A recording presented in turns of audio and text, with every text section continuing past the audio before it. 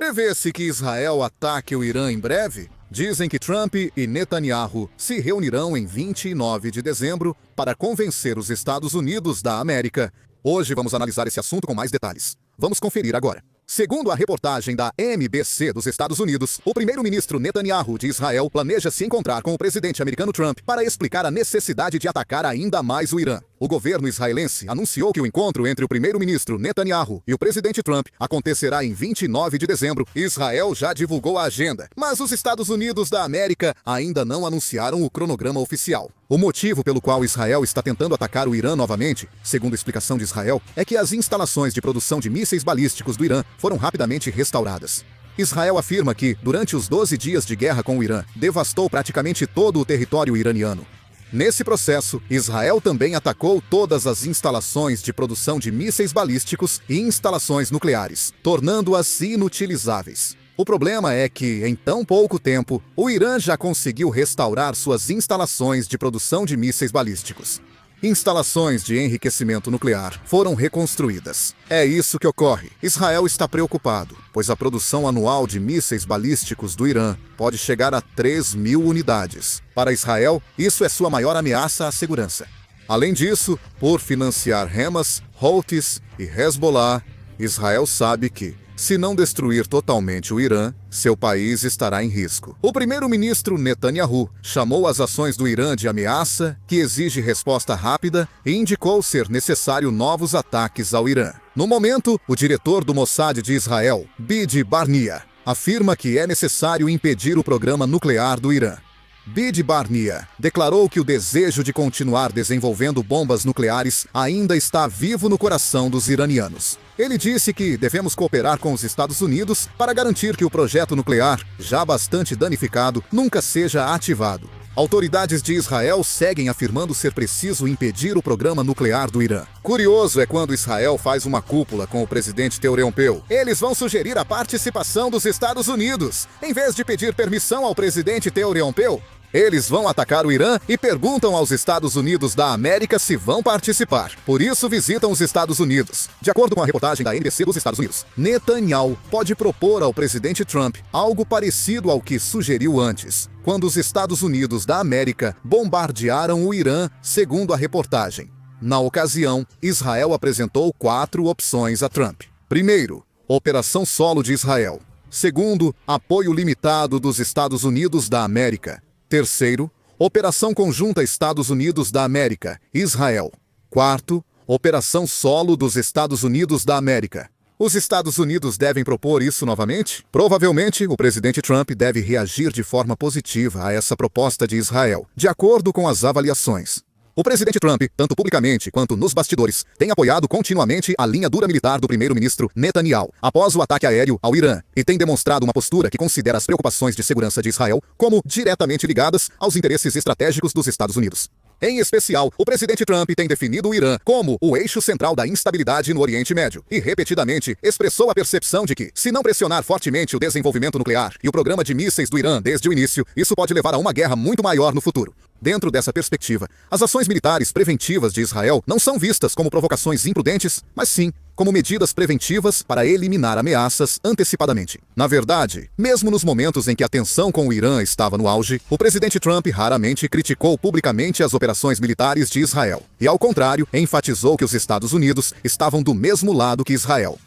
Após o ataque aéreo ao Irã, chegaram a ser feitos comentários elogiando a determinação do primeiro-ministro Netanyahu, e tanto o meio político dos Estados Unidos quanto a comunidade internacional enviaram mensagens de compreensão sobre a situação de segurança única enfrentada por Israel. O que chama ainda mais atenção é que o presidente Trump demonstrou envolvimento profundo, não apenas na área diplomática, mas também em questões internas da política israelense. Sabe-se que o presidente Trump pediu várias vezes ao presidente de Israel, Herzog, o perdão para o primeiro-ministro Netanyahu, o que pode ser interpretado como um reflexo da percepção de que Netanyahu é uma figura central na política de segurança de Israel. Para Trump, o premier Netanyahu é visto como o líder mais apto a manter firmeza e coordenação frente ao Irã. É provável que ele veja a chance de Netanyahu enfrentar problemas políticos ou ser afastado como um fator de instabilidade para a segurança de Israel. Esta cúpula tem um significado que supera um evento diplomático. É muito provável que o presidente Trump esteja fortalecendo a estratégia militar do primeiro-ministro Netanyahu e enviando à comunidade internacional um sinal de que os Estados Unidos ainda mantêm uma postura rígida em relação ao Irã. Ao mesmo tempo, não se pode descartar a possibilidade de que a reunião seja uma estratégia prática para coordenar se os Estados Unidos irão intervir diretamente ou se irão tolerar ou apoiar de forma limitada as operações de Israel. No final das contas, a postura do presidente Trump serve como um forte sinal de apoio para Israel e como uma pressão sobre o Irã, mostrando que novos conflitos podem realmente acontecer. O Irã segue monitorando e controlando a situação interna.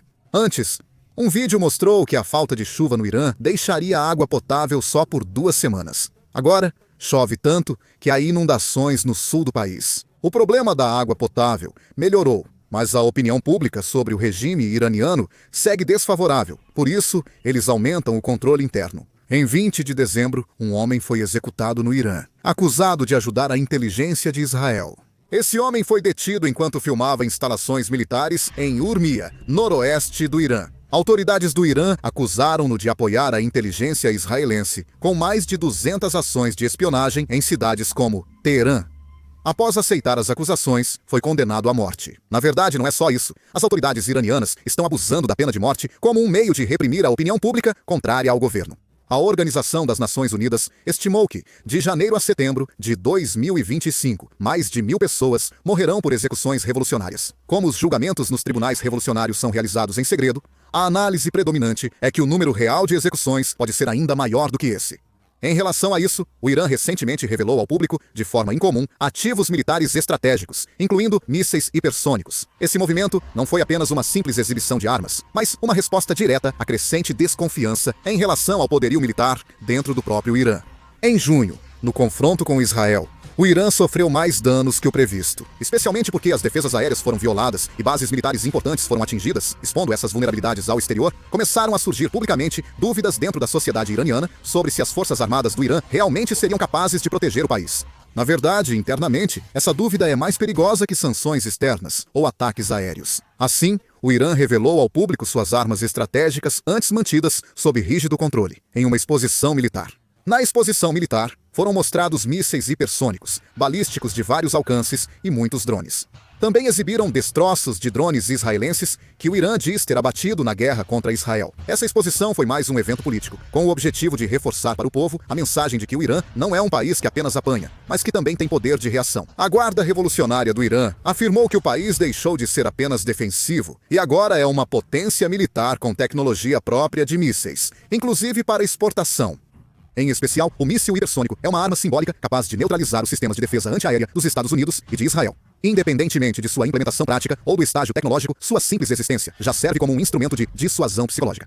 A liderança iraniana usa a exposição para reforçar a coesão interna e mostrar que mantém opções militares durante as negociações. Em outras palavras, esta exposição militar não é apenas uma oportunidade para exibir tecnologia militar, mas sim uma ação baseada em um cálculo político sofisticado, destinada a restaurar a confiança do regime abalada após a Guerra de Junho e a reprimir, com força, a ansiedade que se espalhou pela sociedade iraniana. Israel segue se preparando para a guerra, certo?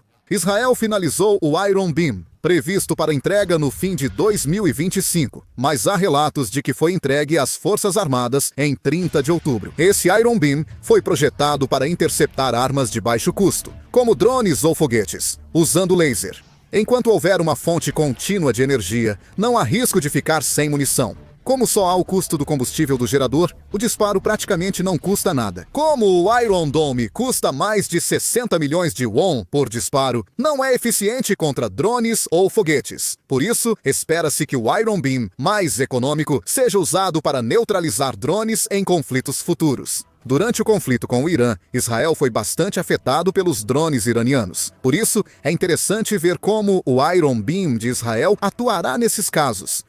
O primeiro-ministro Netanyahu afirmou em 30 de novembro que deveria ser perdoado por interesse nacional. Ele enviou ao presidente Herzog um pedido de perdão de 111 páginas, justificando que a unidade nacional é vital para enfrentar ameaças e aproveitar oportunidades. Também mencionou o pedido do ex-presidente Trump a Herzog como motivo para sua solicitação.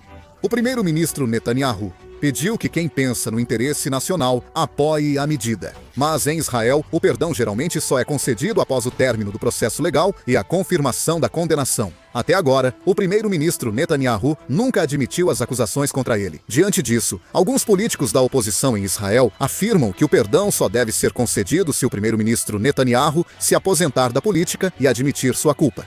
Em novembro de 2019, o primeiro-ministro Netanyahu foi acusado de suborno, fraude e abuso de confiança. Por serem crimes graves, é improvável que receba perdão. Além disso, entre os dias 3 e 4 de outubro, foi realizada uma pesquisa em Israel sobre o perdão ao primeiro-ministro Netanyahu e 53,2% dos entrevistados se disseram contra o perdão. Portanto, o povo israelense também não está favorável ao perdão de Netanyahu. Por isso, alguns dizem que Netanyahu tenta resolver esses problemas. Alguns dizem que ele pode tentar começar uma guerra. O que vocês pensam sobre a situação de Israel? Acreditam que haverá um ataque? Deixem suas opiniões nos comentários. Encerrando o vídeo, muito obrigado.